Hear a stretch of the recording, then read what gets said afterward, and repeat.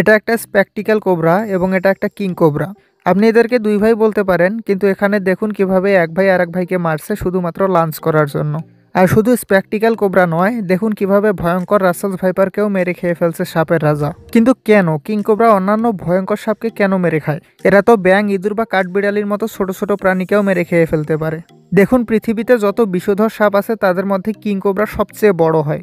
এদের গড় ওজন হয় 12 কেজি এবং লম্বায় হয় প্রায় 18 ফিট। তাহলে তো বুঝতেই পারছেন এই 18 ফিটের দানবের একটা ব্যাঙ বা ইঁদুর খেয়ে কিছুই হবে না।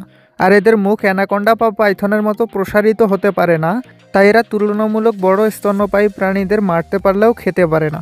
কিন্তু সাপের ক্ষেত্রে এমনটা নয়। সাপের গঠন লম্বা এবং চিকন হওয়াতে এরা অনায়াসে আর একটা সাপকে মেরে খেয়ে ফেলতে পারে। আর আপনারা জেনে অবাক হবেন, 18 ফিটের একটা কিং কোবরা 12 ফিটের অন্য একটা সাপকে গিলে ফেলতে পারে।